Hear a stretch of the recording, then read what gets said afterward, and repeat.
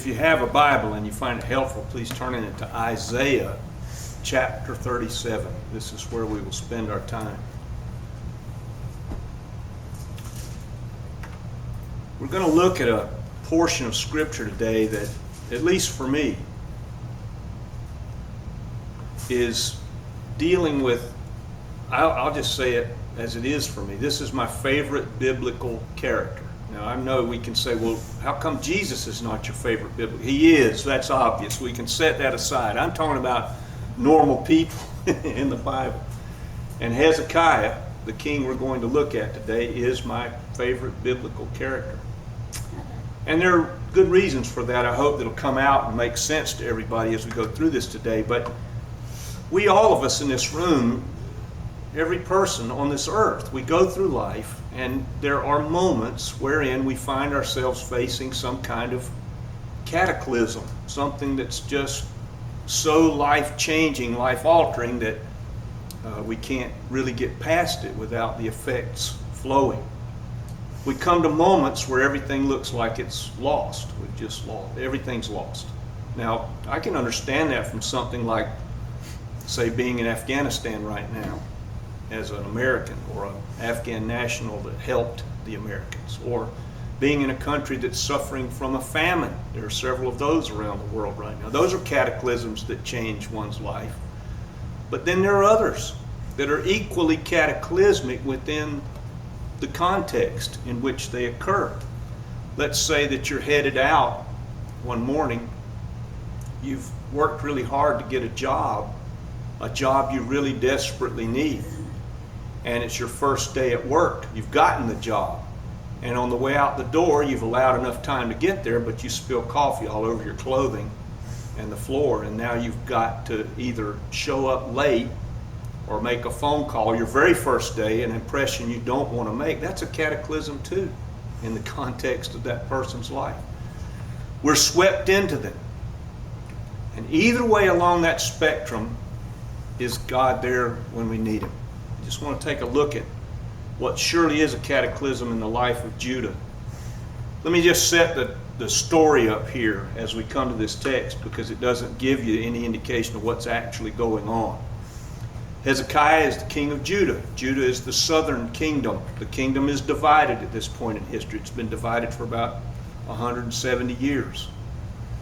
And the Assyrians have already overrun the northern kingdom. They have deported a large portion of the population. They have also, many of the Assyrians come and lived in the northern kingdom amongst the Jews who are there. This is where the 700-year history comes about at the time of Jesus, where the Samaritans were seen as people that the Jews would not associate with in any way. This is where the whole idea of the Samaritans became what it is in Jesus' time.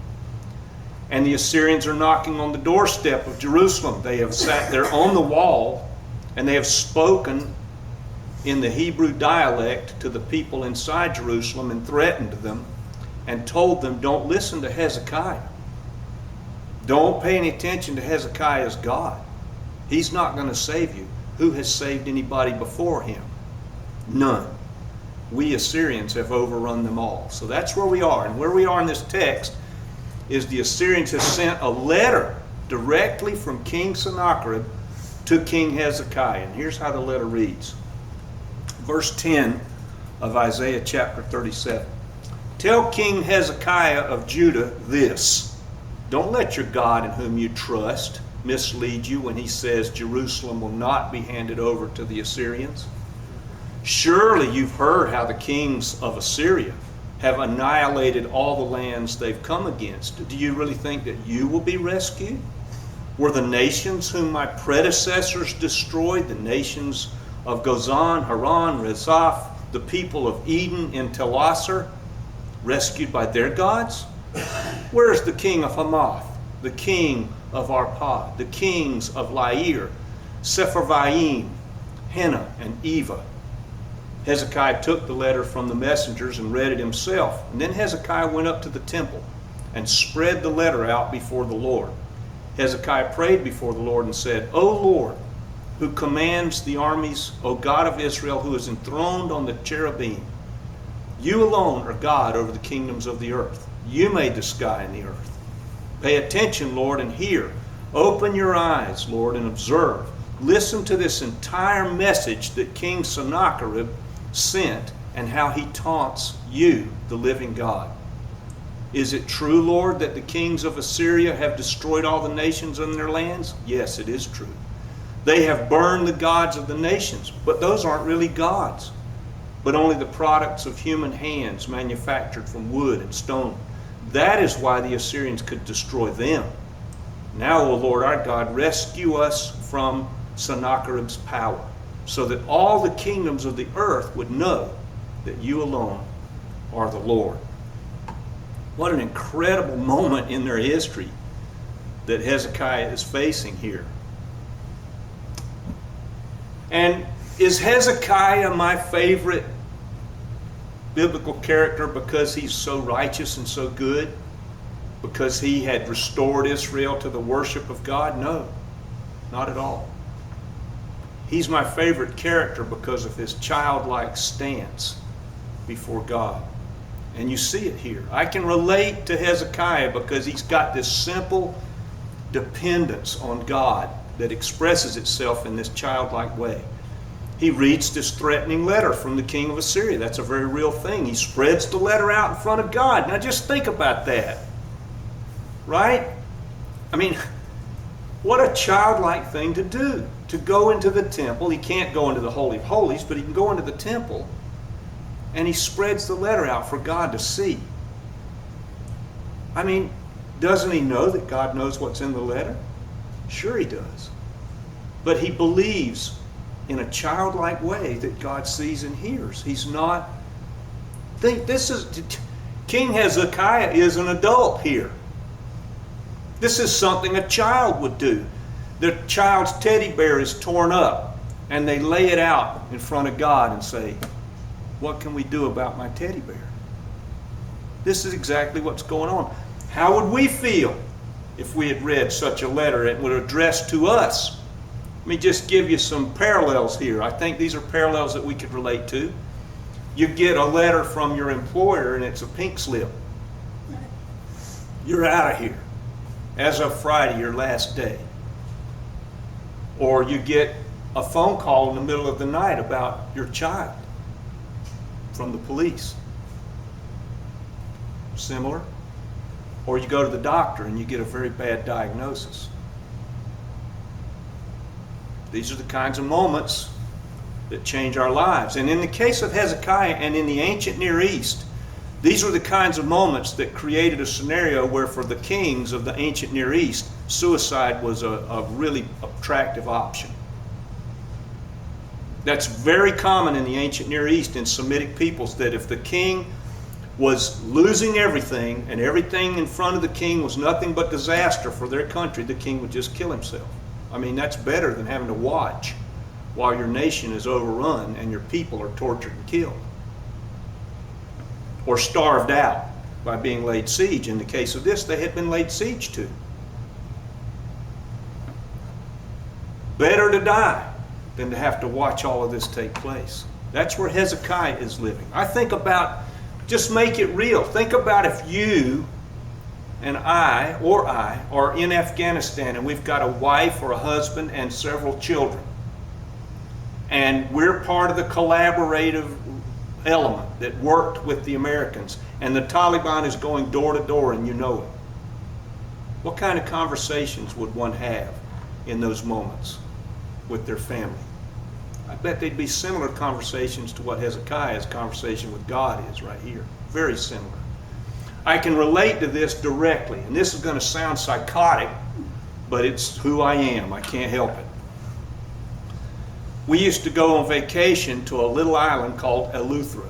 Now, Eleuthera sounds like something you would have surgically removed, to me. That's what it sounds like. The title for the island sounds like some kind of organ that you might have taken out. But it's a beautiful place. It's not very developed. But to get there, we used to fly to Fort Lauderdale, and then we'd get on a little 2-engine propeller plane and fly across the ocean to Eleuthera. So when you look out the windows, there's nothing but water down there. this is how my mind works. I'm in there, we've got a 5-year-old in the plane with us, and I'm imagining the plane having engine trouble. And I'm imagining the pilot ditching the plane in the water and us all surviving. And now we're bobbing in the middle of the Atlantic Ocean. And we wait for the predators to show up. And I've got a 5-year-old bobbing next to me. What am I going to do? How's that going to feel? That's the kind of thing that I'm thinking about. So when Hezekiah prays this prayer for his nation, those are the kinds of things that I would generate within myself, feeling the same kind of terror that Hezekiah feels. So what's happening here? Well, Assyria has overrun everybody. Nobody has stood. Assyria is the superpower in Mesopotamia. Nobody has withstood them. When the Rabshakeh stands on the wall of Jerusalem and tells the Jews to don't trust Hezekiah, he doesn't know what he's talking about, we've overrun everybody, he's telling the truth. The king that wrote this letter, King Sennacherib, tells everybody, who has ever stood before me or my predecessors? This is a long history. This isn't something where Sennacherib just decided to go to war. This has been happening for a very long time. Assyria has overrun everybody for decades now, through several kings. Nobody's been able to stand against them. And Hezekiah, he's a responsible adult. He feels the responsibility for his nation, unlike most of our politicians who are just there for the gig. This guy really feels that sense of, my nation is about to be overrun. So Hezekiah does the only thing he knows how to do. He takes the letter and goes to the temple with it. He's going to ask God to show him what it is he should do, and is God going to come through for them? He uses childlike imagery here. He imagines, you look at the prayer, he imagines God sitting between the cherubim on the ark, which, if you understand about the Jewish temple, that's where God dwelt. Inside the Holy of Holies was the Ark of the Covenant. There are 2 cherubim with their wings spread across the seat, the bema seat, the seat of judgment. That's where God's Spirit lived. That was his dwelling place for the Jews. Hezekiah is imagining all of that. And he also believes that God sees the letter, sees the problems that they have. He spreads the letter out. Look, God, like God needs to see that. And he believes. He's behaving like a child here. And then he does something that is just amazing. If you read the letter, what does Hezekiah do with God in this conversation? He manipulates him. He manipulates God. He says, hey, God, what about your reputation in the world? Don't forget, people are going to see what happens to us. Now, that is so humbly childlike, I can't fathom it. I'll never forget. Children are good at this. I remember I went to Walmart once. I don't know what I was going there for, but when children are really small, and our son was small, I'm talking 4 maybe. They want to go wherever you go. If your parent says, I'm going to the grocery store, the kid wants to go. So when you offer them an opportunity to go to Walmart, they jump at that, to go with daddy or go with mommy to Walmart. It's great. So Jackson, you want to go to Walmart? He wanted to come with me. So we went to Walmart. Got in there. I don't even remember what I was going in there for. It was some item we needed. Wasn't for fun, but I just wanted him to have the opportunity to go along with me. Walmart is clever. I don't know if you're aware of that. They're really good at what they do. And so when you go into Walmart, if you're in the aisle that sells toilet paper, there'll be some kind of toy or candy display somewhere along that aisle. It's got nothing to do with toilet paper, but it's there because they figure a lot of parents are in there with little children who will see the display and say, can I have one of those? They're going to make a sale. Jackson's not immune to this, so he walks in and there's a Hot Wheel display where we are. Now, Jackson was at the age where my mother would come over every 3 days a week, I guess, at least, didn't she? And she always brought him a new Hot Wheel. They're $1. I mean, it's no big deal, but for him, it's like, wow. We wound up with a laundry basket this deep in Hot Wheels, literally. So he sees the Hot Wheels. He's on foot. He goes over. He comes back to me. He says, Daddy, can I have this? Now, I'm trying my best to be a really good dad. I want to be a good dad. I don't want to be a wishy-washy dad. I want to be consistent. You know, all that child-rearing technology that we have available to us, when we got all this advice about what you should and shouldn't do. So I thought to myself, probably shouldn't buy the Hot Wheel for him here, because he's going to look at this as every time we go to Walmart, I need to have a toy. So I got down on one knee. I am in the zone here as a dad. And I said, son, I never called him son. I said, little buddy. That's what I used to call him. I don't think we'll get a Hot Wheel today. As soon as I said it, Jackson's ears used to turn red. When he get upset, the ears start turning red, little lip starts to quiver. I'm in trouble already. I know I'm in trouble. So he takes the Hot Wheel back. I asked him to go hang it back on a rack. He hangs it back on a rack. He's walking all down and downtrodden and the lips quivering. And I knew if we didn't get out of the store soon, there was going to be a scene. And sure enough, we're a long way from checkout. Before I can get there, he starts to wail. All right, when you're in Walmart or any place like that with a little kid, you're alone, and the kid starts to wail, people start to look. What are you doing to that boy? What's the matter with you? Have you hurt him? Everybody's looking at you. This kid's wailing. You're trying to get out of the store. You're in checkout. He's still right there at high volume. The cashier's looking over. What's he doing? What have you done to him? Did you hurt him? And we get out of checkout, and Jackson, this was amazing. This is a real leap of intellect on his part. I got to give him credit. He yells out at the top of his lungs, and Jackson could speak before he was 1. So his articulation is really good and clear. He says, "You're breaking my heart."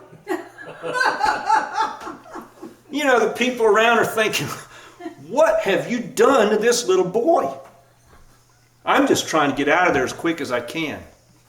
Now, he knew what he was doing. He knew that he could manipulate that scenario in a public way. But you know something about that manipulation? It was absolutely pure. There was no guile in it. It was exactly an expression of his feelings at that moment toward me in what was happening. That is exactly what Hezekiah does here. He manipulates God. He says, look, God, be aware. If you don't help us out here, your reputation in the world is going to be damaged. He trusts that God will listen to that. He also trusts so much that God loves him that he's willing to manipulate God. Just like Jackson was willing to manipulate me. He trusted that I loved him. He trusted that I had his best interest at heart. He didn't understand it all. Hezekiah doesn't either. In that moment, Hezekiah's desperation is absolutely real. Jackson's desperation was absolutely real from the mind of a 4-year-old. No guile, no fear. I'm going to do whatever it takes to get what I want. Hezekiah is saying to God, you need to perform here. I need you to do this. Now, let me ask you a question. Doesn't God know that his reputation's on display in the world? Sure he does. He doesn't need Hezekiah to remind him of that, like God doesn't know. You remember Moses did that. You remember that? They come out of Egypt. The Jews start to complain. And Moses goes to God and says, God, did you bring us out here just to destroy us? If that's the case, what will the other nations say? That their God brought them out just to destroy them? Moses tried to manipulate God in exactly the same way. Now, let me ask you a couple of questions. Does Hezekiah not realize that maybe it's not God's overall plan to save Judah? Sure he does. He doesn't know. It might be God's plan to see Judah punished here in some way. And neither do we. None of us knows. We come to a spot in life, a cataclysm, We ask God to help us. We don't have any idea whether or not the cataclysm is supposed to overrun us as part of God's plan, that we go through it, or that God would preserve us in it. We just don't know, because we don't know how we fit in God's history. Now, let's roll the tape back to the first cataclysm. You're on your way out the door, and it's your first day of a brand new job that you really need. You really are worked to get it. You really worked hard to get it. And you spill the coffee on yourself, and you're going to be late. First day. I mean, what kind of impression is that? That's a cataclysm. But do we know in that moment that it's not part of God's overall plan that we would lose that job because of that? We don't know that. So what do? We make a plaintive, trusting cry to God to help us. Trusting that He sees us and hears us. We might even threaten God. God, if you take this job away from me, people know that I've been praying. What will they think? Right? Have you ever prayed like that? God, you know that if this doesn't happen, other people might think ill of you. They know I'm praying. I'll tell you, there is something so beautiful and pure in that kind of cry. Saying whatever we think we need to say to get God to help us. Is it manipulative? Sure it is. Sure, it's manipulative. Is it not very adult? Yeah, I'd say it's not very adult, probably. Is it foolish in the eyes of an unbeliever? Oh, absolutely. Absolutely foolish in the eyes of an unbeliever. But you know what it is? It's the purest form of trust that we can exercise toward God. We've come to the place where we've got nowhere else to turn. We'll do whatever it takes to get God to help us in that moment. We'll say whatever we need to say, knowing that God knows what's in us. He knows the history. He knows how we fit, all of that. But we're just desperate. We need to trust that God cares about what we're going through. We need that kind of trust. And those are the circumstances where it gets built, just like with Hezekiah. I don't know where everybody is today, but if I've said anything about which you've got a question, you want to pray with me, I'll stay here as long as